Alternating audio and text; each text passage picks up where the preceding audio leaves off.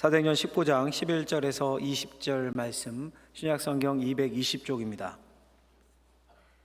교독합니다. 하나님이 바울의 손으로 놀라운 능력을 행하게 하시니 심지어 사람들이 바울의 몸에서 손수건이나 앞치마를 가져다가 병든 사람에게 얹으면 그 병이 떠나고 악기도 나가더라. 이에 돌아다니며 마술하는 어떤 유대인들이 시험 삼아 악귀 들린 자들에게 주 예수의 이름을 불러 말하되 내가 바울이 전파하는 예수를 의지하여 너에게 명하노라 하더라. 유대의 한 제사장 스게와의 7 아들도 이 일을 행하더니 악귀가 대답하여 이르되 내가 예수도 알고 바울도 알거니와 너희는 누구냐 하며 악기 들린 사람이 그들에게 뛰어올라 눌러 이기니 그들이 상하여 벗은 몸으로 그 집에서 도망하는지라. 에베소에 사는 유대인과 헬라인들이 다 이 일을 알고 두려워하며 주 예수의 이름을 높이고 믿은 사람들이 많이 와서 자복하여 행한 일을 알리며 또 마술을 행하던 많은 사람이 그 책을 모아 가지고 와서 모든 사람 앞에서 불사르니 그 책값을 계산한즉 은 5만이나 되더라. 이와 같이 주의 말씀이 힘이 있어 흥왕하여 세력을 얻으니라. 아멘. 기도하겠습니다. 하나님 아버지, 하나님의 사랑으로 우리가 이 자리에 앉아 있습니다. 부르셔서 하나님의 뜻을 펼쳐 보여주시는 이 시간, 사탄 마귀 틈타지 못하게 하시고 성령께서 지배하시고 역사하셔서 깨달음이 있고 결단이 있는 시간이 되게 하여 주옵소서. 예수님의 이름으로 기도하옵나이다. 아멘. 오늘은 가짜인가 진짜인가 라는 제목으로 하나님의 말씀을 전하고자 합니다. 요즘 보면 가짜가 판을 치는 세상입니다. 흔히 짝퉁이라고도 하죠. 그 명품 가방인지 아니면 이게 짝퉁인지 어떻게 구별하는 줄 아십니까? 제가 언젠가 보여드렸는데 한 번 더 보여드리면 비 오는 날에 이렇게 젖어도 되게 머리에 쓰면 이건 짝퉁이고요, 옷으로 고이 감싸고 비 오는 날 가면 이 명품입니다. 근데 누가 그러던데요, 예수 믿는 사람들은 좀 다르대요. 어떻게 다르냐 하면 주일 낮 예배에 들고 오는 건 명품이고요, 새벽 예배에 들고 오는 건 짝퉁. 여러분, 우리가 지금 사도행전을 살펴보고 있는데 신앙에도 가짜가 있습니다. 능력에도 가짜가 있습니다. 오늘 본문이 그 이야기를 해주는데요, 바울이 에베소에서 있었던 일이에요. 지금 에베소에서 복음을 전하는데 하나님이 바울을 통해서 큰 능력과 기적을 행하셨죠. 심지어 바울이 땀을 닦는, 일하다 땀을 닦는 수건과 또 앞에 두르는 앞치마, 작업할 때 허리에 두르던 그것을 만지기만 해도 병이 낫고 귀신이 떠났습니다. 이거 진짜 하나님의 능력이고 성령이 일하신 겁니다. 근데 여러분, 진짜가 있는 곳에 가짜가 있죠. 가짜가 있습니다.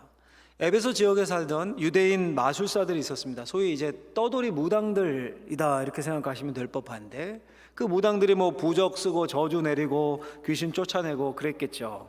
근데 그들이 바울을 보니까 이건 뭐 전혀 다른 차원입니다. 너무 신기합니다. 손수건과 앞치마만 닿아도 귀신이 떠나고 병이 고쳐지니까. 그래서 이렇게 했어요. 흉내내서 이렇게 했습니다. 13절 오늘 말씀 보면 시험 삼아 악귀 들린 자들에게 주 예수의 이름을 불러 말하되 내가 바울이 전하는 예수를 의지하여 너에게 명하노라 하더라. 바울이 전하는 예수를 의지해서 귀신에게 나가라라고 명한 겁니다.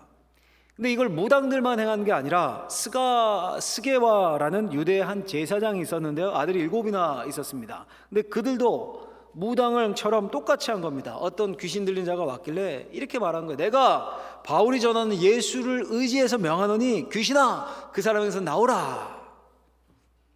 나갔을까요? 15절의 결과가 나오는데 이렇게 되어 있습니다. 악귀가 대답하여 이르되 내가 예수도 알고 바울도 알거니와 너희는 누구냐? 이렇게 말하면서 그 귀신 들린 사람이 그 스게와 7 아들들에게 확 그냥 뛰어올라 달려들었습니다. 왜 귀신 들면 힘이 세진다고 하지 않습니까? 이 스게와 7 아들이 한 방에 그냥 제압을 당했습니다. 뭐 화려한 발차기를 선보였는지 뭐 씨름으로 넘어뜨렸는지 8대1로 싸워 이긴 겁니다. 매 맞고 옷도 벗겨지고 개왕신 당하고 허겁지겁 도망을 친 겁니다. 이를 보고 소문이 났겠죠. 들은 사람들이 다 두려워하고 바울이 전하는 예수님이 진짜구나, 이 마술사들인 거 다 가짜구나. 그래서 예수님을 많은 사람이 믿게 되었다. 그 이야기가 오늘 본문의 내용입니다. 근데 이 이야기를 들으면서 이런 재밌는 생각을 한번 해봤습니다. 이 스게어와 7 아들을 개망신 준 그 귀신 있지 않습니까? 악귀라고 되어 있는 오늘. 아마 그날 저녁에 귀신들 회의에서 귀신 대장이 마귀거든요, 마귀. 된통 혼났을 것 같습니다. 왜 그렇습니까? 그렇게 함으로써 바울이 진짜고 이 스게아와 아들들이 가짜라는 게 들통이 났지 않습니까? 확연하게. 야, 이놈아, 귀신이 그렇게 지혜가 없냐? 네가 임마 잠자코 그렇게 선포했을 때 나가는 척했다가 나중에 또 들어가면, 그러면 진짜와 가짜가 구별이 안 돼서 야, 스게아도 능력 있다, 스게아나 바울이나 다 똑같은 부류다, 이렇게 생각할 거 아니냐 이놈아, 이러면서 혼냈을 것 같아요. 그러니까 이 귀신이 좀 덜 떨어진 귀신이었던 것 같아요. 그래서 그런지 이 이후에는 마귀가 좀 더 교묘해집니다. 이 진짜와 가짜를 구별하는 게 점점 더 어려워집니다. 본문에서는 쉽지 않습니까? 바울은 진짜고 스게아와 그 아들들은 가짜. 근데 점점 구분이 어려워집니다. 그래서 예수님도 말씀하시죠. 거짓 선지자들을 주의하라. 그들이 양의 옷을 입고 나오는데 그 속에는 노략질하는 이리가 들어있다. 만약에 이리가 이리의 모습으로 나타나면 누가 속겠습니까? 다 도망가지. 그런데 양의 옷을 입고 온다는 겁니다. 그게 속는 겁니다. 사도 바울도 말했습니다. 사탄이 광명의 천사로 가장한다, 이렇게 말합니다. 사탄이 여러분 뿔 달리고 막 시커먼 기운, 어두운 기운 막 뒤에 확 풍기면서 오면 분별이 쉬운데, 천사로, 빛의 천사로 가장하고 온다는 겁니다. 제가 여러분 그 지난주에 군 생활을 전경으로 의정부경찰서 상황실에서 했다고 말씀을 드렸었죠. 경찰서에는 다 유치장이 있습니다. 유치장, 잠깐 이렇게 머무는 유치장. 유치장에 갈 일이 상황실 근무자들은 종종 있었습니다. 왜냐하면 이제 경찰서 업무가 끝나면 직원들 다 살아야 되죠. 퇴근하면 유치장 키가 상황실로 올라오는 겁니다. 그래서 밥이 들어가거나 늦게 누가 잡혀오거나 하면 문을 열어주고 이렇게. 근데 연락이 와서 내려가 보면 가끔 여자분들이 들어오는 거예요. 여자분들이. 그럼 제가 직원들한테 묻곤 했습니다. 왜 들어왔습니까? 물어보면 이런 대답이 돌아오곤 했습니다. 꽃뱀이야, 꽃뱀. 종종. 왜 아시죠? 남자들이 유혹해서 모텔 같은 데 가서 지갑 들고 튀는 그런 자범이죠. 근데요, 제 기억에 너무 놀라운 게 하나같이 너무 평범한 겁니다. 너무. 영화에서 보는 그런 꽃뱀들과는 거리가 멀고요. 너무 평범한 동네 아줌마들, 진짜. 동네 아줌마들. 근데 여러분 생각해 보니까 꽃뱀이, 나 꽃뱀이요 이러면서 막 립스틱 짙게 바르고 짧은 미니스커트에 담배 물고 나 꽃뱀이 이러고 접근하면 누가 속겠습니까? 평범하게 접근해요. 평범하게. 마치 마귀가 그렇습니다. 가장 마귀답지 않게 평범하고 광명의 천사처럼 빛나게 양처럼 접근을 하는 겁니다. 그래서 우리가 구분이 안 되는 겁니다. 구분이 어렵습니다. 요한계시록에 보면요, 두 양이 나옵니다. 두 양이. 잘 보시면서 한번 판단을 해보십시오. 계시록 5장에 한 양이 나와요. 5장 6절에 보면 한 양이 서 있는데 일찍이 죽임을 당한 것 같더라. 그에게 7뿔과 7눈이 있으니. 한 어린 양이 있는데 7뿔과 7눈이 있었습니다. 13장에 보면 또 다른 어린 양이 나와요. 13장 11절에 보면 내가 보면 또 다른 짐승이 땅에서 올라오니 어린 양같이 2뿔이 있고. 이번 어린 양은 2뿔이 있다라고 얘기해요. 자, 여러분 5장의 어린 양과 13장의 어린 양이 같은 겁니까? 같은 양입니까? 네. 물론 여러분 뿔의 개수는 다르지만 비슷하지 않습니까? 어린 양인데 뿔이 있어요. 오히려 2뿔이 있는 양이 7뿔 있는 건 비정상이잖아요. 그러니까 7뿔 있는 어린 양보다 정상적으로 보이죠. 그런데 여러분 앞에 5장의 어린 양은 예수님을 가리키는 거고요. 분명히 얘기하죠. 일찍이 죽임을 당한 것 같더라. 예수님을 가리키는 겁니다. 7뿔 있는 어린 양이. 반면에 13장의 어린 양은 예수님을 흉내낸 거짓 선지자를 가리킵니다. 또 다른 짐승이 땅에서 올라왔다, 이렇게 표현하죠. 무슨 말입니까? 이처럼 진짜와 가짜가 구별이 어렵다는 겁니다. 왜요? 똑같은 어린 양의 모습을 하고 나타나는 겁니다. 오히려 가짜가 2뿔이 있어요. 진짜처럼. 여러분 이 중에 이곳에 앉아 계신 분 중에 신년이면 늘 토정 비결을 보고 부적 써서 팬티에 꿰매고 막 1년에 한 번씩 생일에는 굿하고 이런 분은 혹시 있으십니까? 없으시죠? 없죠. 이런 거 가짜란 거 다 압니다. 이거 가짜고 예수님이 진짜다, 교회가 진짜다 다 알아요. 근데 이것뿐이면 정말 구별하기 쉽고 편하고 좋은데 문제는 교회 안에도 가짜가 있다는 겁니다. 예수님이 말씀하시죠. 알곡과 가라지가 같이 있다. 천사의 모습을 한 사탄이 있습니다. 의의 일꾼으로 가장한 사탄의 사자가 있습니다. 여러분 막 은사가 있고 막 카리스마가 있고 이러면 진짜고 이걸 못하는 사람은 가짜다, 이러면 참 좋겠는데 구분이 쉽잖아요. 근데 그렇지 않습니다. 놀랍게도 이단들 가운데, 사이비들 가운데 막 병 고침이 나타나고 카리스마, 엄청 카리스마 있잖아요. 그런 이단들이 있습니다. 그러니까 이걸로 진짜 가짜가 구별이 안 되는 겁니다.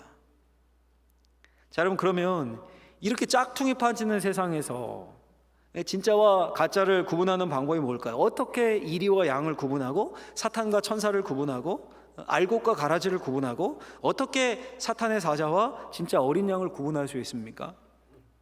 혹시 여러분들 중에 이 말씀을 들으시면서 나는 진짜니까 누가 가짜일까 막 이렇게 내가 불꽃 같은 눈으로 구별해내리라, 이게 아니라요. 오늘 이 말씀을 진짜와 가짜의 구별법을 잘 들으시고 먼저 나한테 적용을 하는 겁니다. 자신에게 적용하고, 그리고 성경이 말하는 진짜와 가짜를 분별하는 분별력을 얻으셔서, 요즘 가짜가 판을 칩니다. 유튜브에 들어가면 뭐 이게 하나님의 말씀입니다, 뭐 예언입니다, 가짜가 판을 쳐요. 계시록 이렇게 해석해야 합니다, 뭐 가짜가 판을 칩니다. 그런 것들을 구별해낼 수 있는 분별력을 얻으실 수 있기를 예수님의 이름으로 축원합니다. 첫 번째 분별 방법, 첫 번째 같이 한번 읽어보겠습니다. 희한 것을 보여주며 흥미를 유발하고 진짜 성령의 능력은 전인적인 변화를 가져온다. 가짜는요, 신기한 것 보여주면서 흥미를 유발하고 진짜 성령의 능력은 전인적인 변화를 가져오는 겁니다. 여러분, 분명히 마술하는 사람들도 능력을 행합니다. 그러니 사람들이 쫓아다닌 거죠. 근데 그들이 전한 복음과 그들이 전한 이야기와 바울이 전한 복음은 결정적인 차이가 있습니다. 마술로 하는 사람들은요, 막 신기한 거 보여줘서 사람들의 마음을 빼앗는 겁니다. 그리고는 그걸로 자기들의 이익을 취합니다. 이득을. 예언하고 병 고치고 다 좋습니다. 근데 그걸로 자기들의 이득을 취합니다. 예언하고 병 고치고 다 좋은데 그것이 마음의 변화, 행동의 변화, 삶으로 연결되지 않으면 가짜입니다.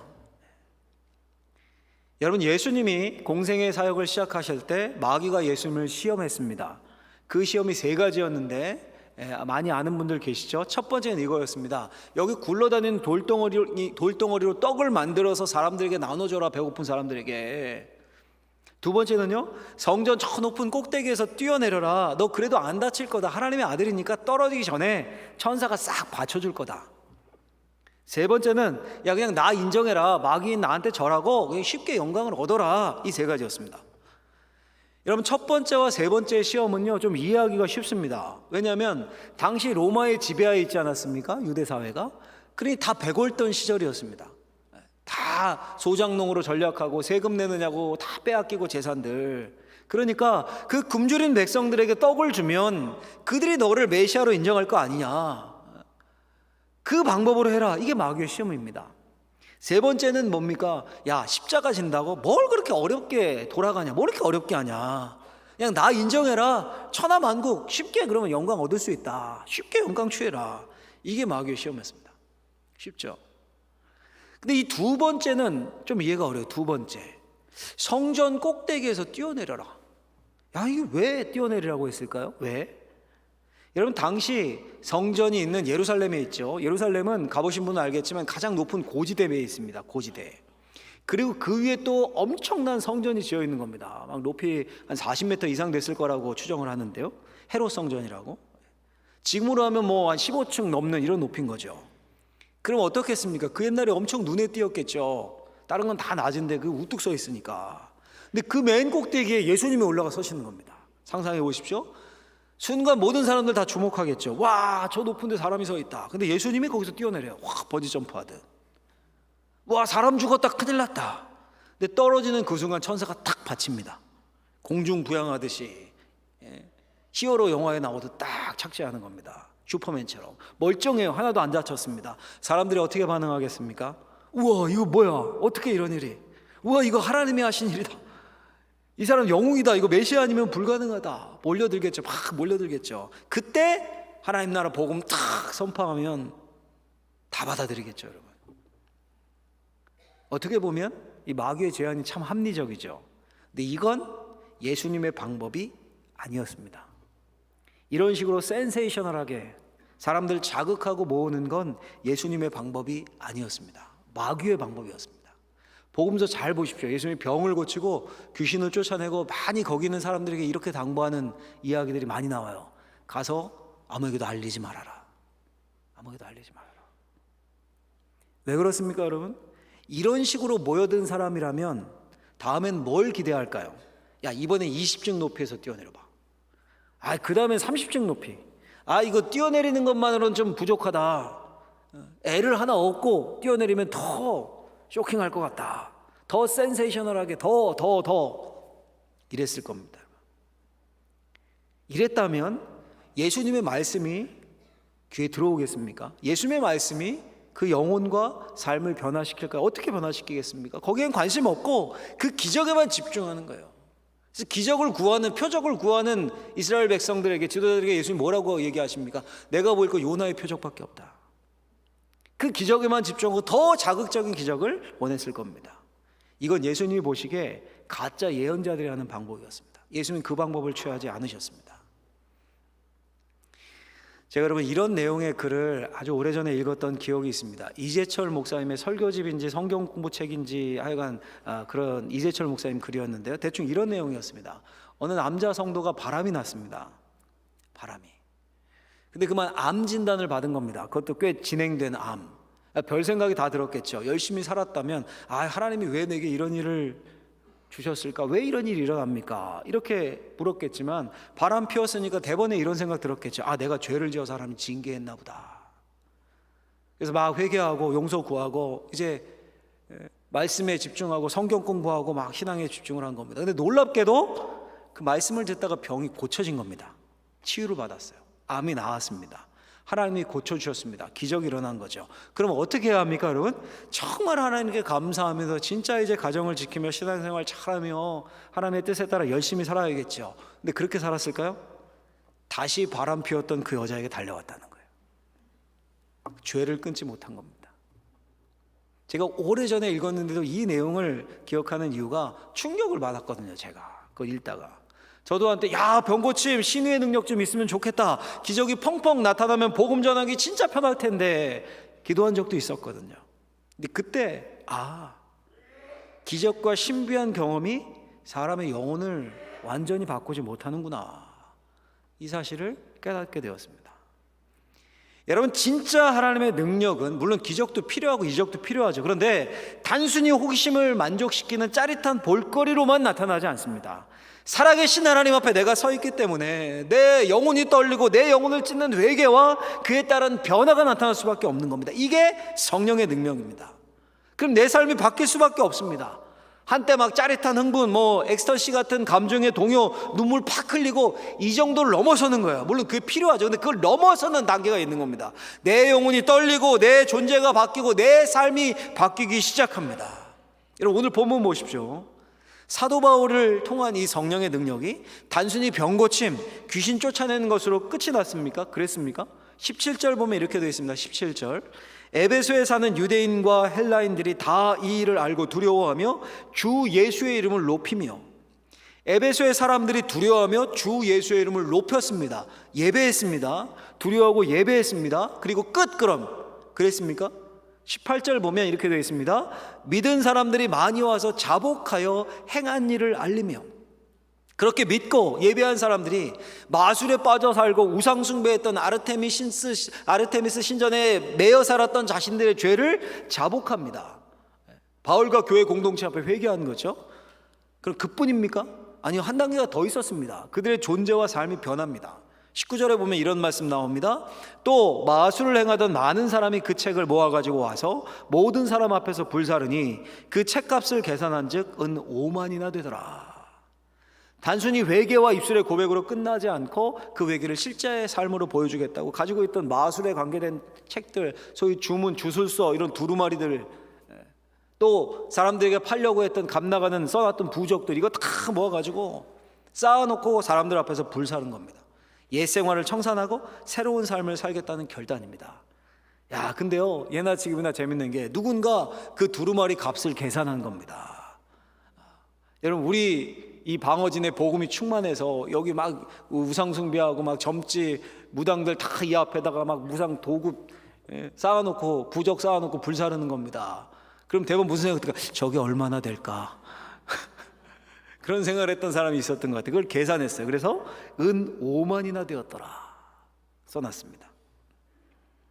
주석에 보니까 137명이 하루도 쉬지 않고 1년을 일해야 벌 수 있는 돈이라고 합니다. 은 5만이라는 이 성경에 나온 그 돈이. 그러니까 요즘으로 하면 수십억인 겁니다. 그럼 누가 옛생활 청산하겠다고 다 무리들이 모여서 수십억 막 고문서, 주술서, 부적 등을 태운다고 해보십시오. 놀라겠죠, 우리 같아도.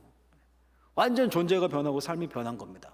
성령의 능력이 회개와 결단으로 나타났습니다. 이게 진짜인 겁니다. 여러분, 기적도 좋고 병고침도 좋고 신기한 것도 좋고 모두 다 좋습니다. 원하신다면 모든 좋은 것으로 채우시는 하나님 아버지께 구하십시오. 후히 주시고 꾸짖지 아니하시는 하나님께 구하십시오. 그런데 진짜 성령의 능력, 진짜 성령의 역사, 그런 기적, 신기한 일 정도일까요? 거기서 멈추는 것일까요? 진짜 성령의 역사는 내가 예수를 믿고 왜 하나님이 나를 창세전에 택하셨고 왜 나를 이곳 방어진에 두셨고 왜 나를 이 교회 공동체에 두셨고 왜 나를 이 가정에 이 일을 이 사업을 이 직장에 두셨고 그 분명한 목적을 알고 하나님과 친밀한 교제를 나누면서 우리의 일상에서 우리의 삶에서 하나님이 원하시는 거룩한 사람으로 전 인격이 삶이 변해가는 거예요, 여러분. 그게 진짜입니다. 기적이 필요하다면 이적이 필요하다면 그 과정을 위해서 하나님이 주시는 거예요. 이런 성령의 사람들이 교회 공동체를 이루면서 사람을 살리고 영혼을 구원하며 하나님 나라를 이 땅에 실현해 가는 것이 성령의 능력이고 이것이 진짜입니다.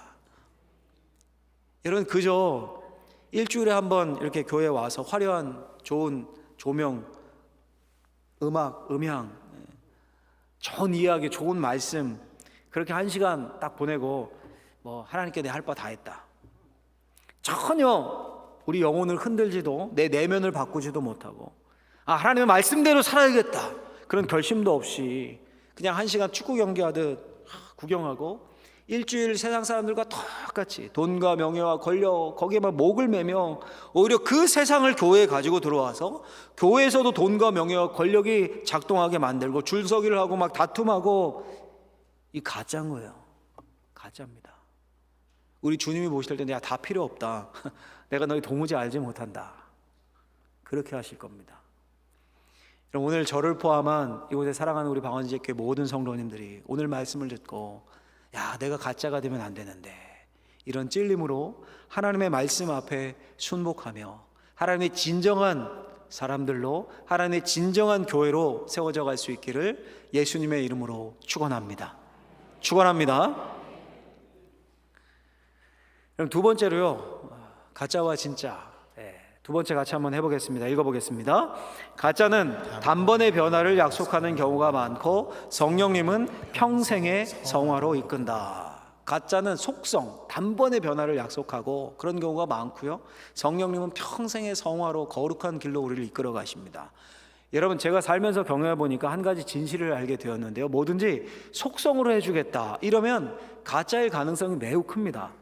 3일이면 속성으로 면허 따게 해준다. 석 달이면 토익 900점 넘게 해준다. 한 달이면 영어로 유창하게 대화할 수 있게 해준다. 45초면 대출 1억 오케이. 담보도 필요 없다. 어때요, 여러분? 대부분 가짜나 사기죠. 그렇죠? 돈 날리는 거죠, 그냥. 그러면 그렇게 될 수가 없습니다. 근데 여러분, 우리의 신앙의 영역은 더합니다. 신앙생활은 절대 속성으로 되지 않습니다. 한 번 은혜 받았다고 해서, 한 번 병고침 받았다고 해서, 한 번 눈물 흘렸다고 해서 우리 인격이 확 변하고 삶이 뒤바뀌고 계속 그렇게 유지되고, 여러분, 그러면 얼마나 좋습니까? 근데 여러분, 신앙생활은 그렇지 않습니다. 신앙생활은 막 불타오르는 격정적인 사랑이라기보다 결혼 생활과 아주 가깝습니다. 우리 그 여자 성도님들은 드라마 좋아하시죠? 드라마.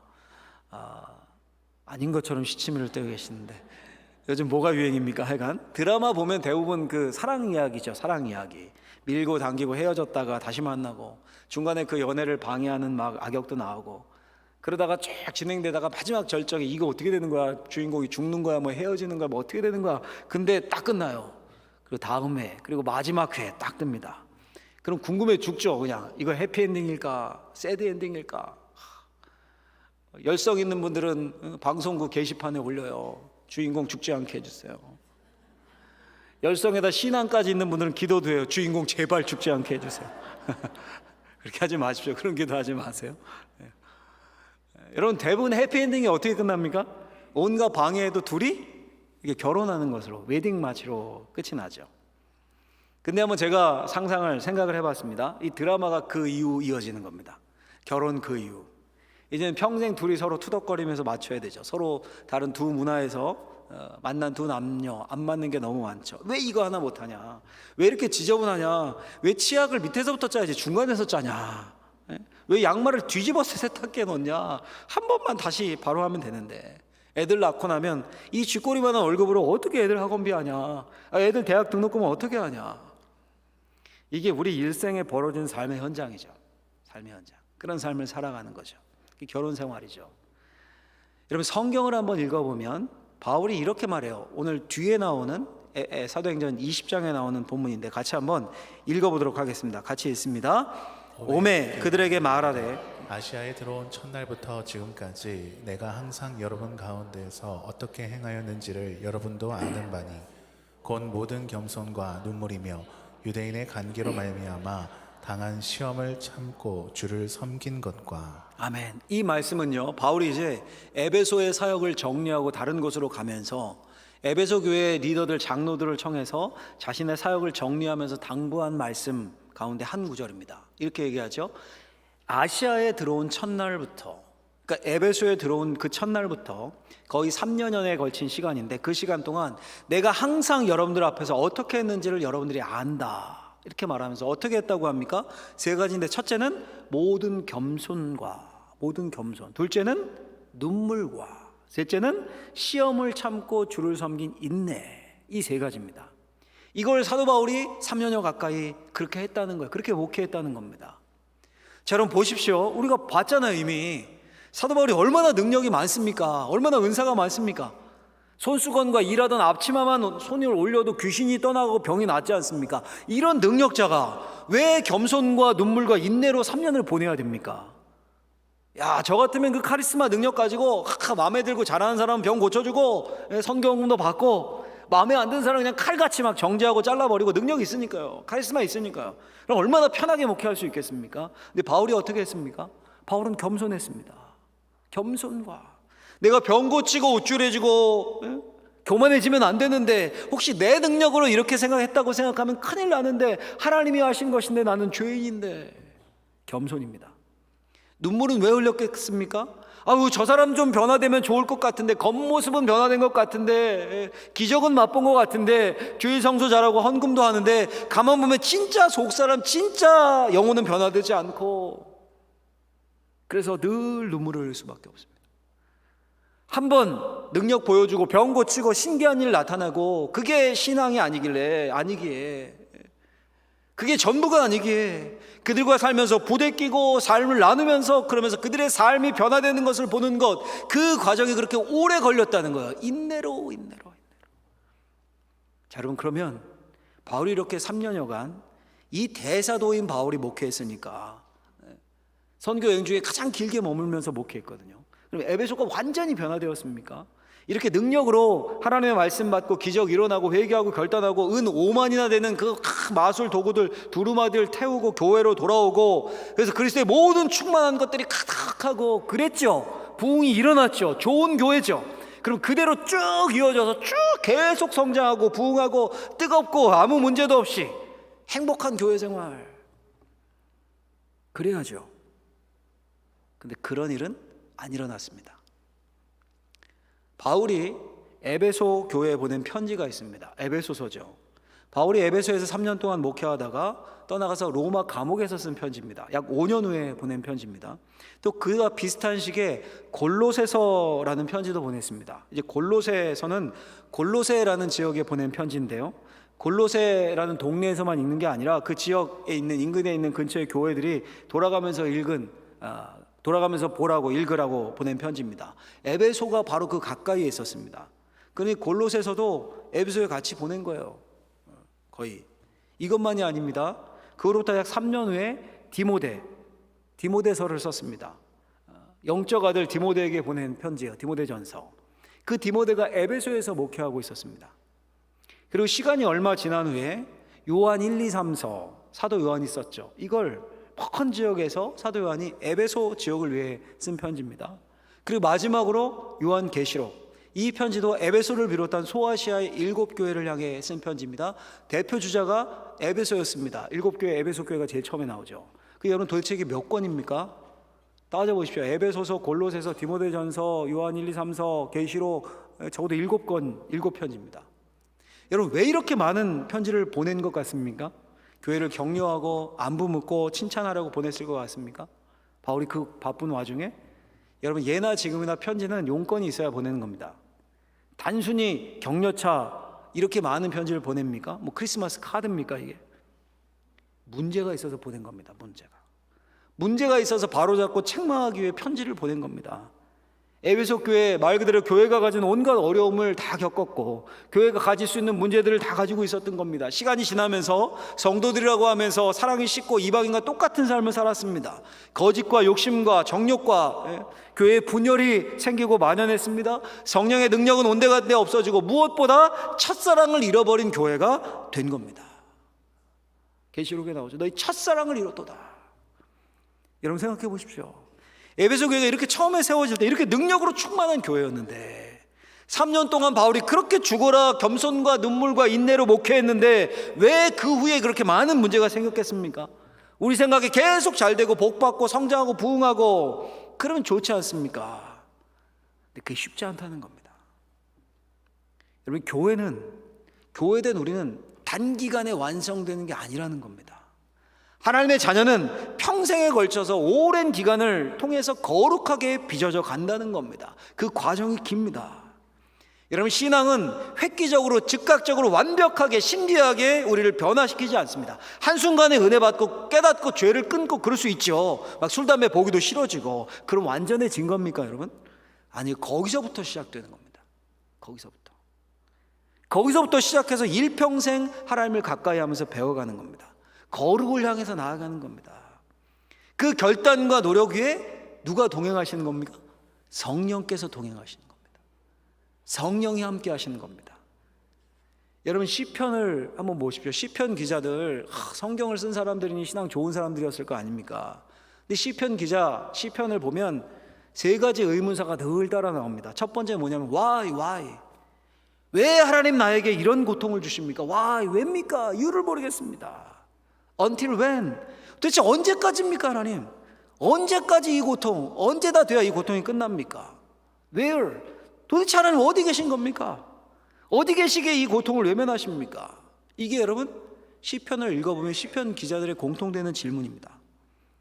근데 그런 삶을 살아가지만 마치 여러분 결혼 생활이 수많은 현실적인 문제로 가득하지만 남편과 아내가 서로 부대끼면서 서로 용납하면서 그 결혼 생활을 유지하며 더 깊어지는 것처럼 마치 그것처럼 우리가 우리의 삶에 닥치는 모든 환난과 고통과 죄악들을 눈물과 겸손과 인내로 십자가를 붙들고 걸어가는 겁니다. 예수님의 손을 붙들고 함께 가는 거예요. 물론 여러분 기적도 필요하고 은혜도 필요하고 능력도 필요해요. 그렇게 구하셔야 됩니다. 근데 그걸로 끝이 아니에요. 기적 맛봤으니까 더 큰 기적 이게 아니라 기적을 맛봐서 은혜를 받았기에 우리가 이 자리에 있는 거죠. 그래서 예수님을 믿는 거예요. 그 다음부터 어떻게 하는 겁니까? 성령의 능력으로 오늘보다 내일이 더 낫게, 올해보다 내년에 내 모습이 예수님과 더 닮은 모습, 그게 진짜인 겁니다. 진짜 그 주님과 동행하는 길에 세상이 줄 수 없는 기쁨이 있고 진짜 우리의 인생이 보물을 찾고 우리 인생이 변하는 겁니다. 그걸 어려운 말로 성화라고 하죠. 성화. 우리 2023년 가짜가 되면 안 되겠죠. 그뿐 아니라 가짜를 잘 분별하셔야겠죠. 능력도 좋고 기적도 좋습니다. 근데 그런 것만 쫓아다니려고 하지 마십시오. 하나님은 어디에나 계십니다. 있는 자리에서 능력을 구하세요. 있는 자리에서 기적을 구하십시오. 있는 자리에서 은사를 구하십시오. 그리고 주셨으면 거기서 끝. 그게 아닙니다. 그것을 계기로 삶의 결단으로 더 큰 회개로 더 큰 하나님을 사랑함으로 성화의 길을 가는 겁니다. 그래서 정말 하나님이 기뻐하시는 복된 인생들 다 되시기를 참된 진짜 그리스도인들 되시길 예수님의 이름으로 축원합니다. 기도하겠습니다. 하나님 아버지 감사합니다. 놀라운 기적 이미 우리에게 베푸셔서 예수를 알고 믿고 방어진 제일교회 일원으로 하나님을 예배합니다. 하나님 우리의 삶에 필요한 것들을 채우실 뿐 아니라 늘 하나님 앞에 두렵고 떨림으로 우리의 가슴을 치며 주님을 닮아가기를 애쓸 수 있는 우리들이 되게 하여 주옵소서. 예수님의 이름으로 기도하옵나이다. 아멘.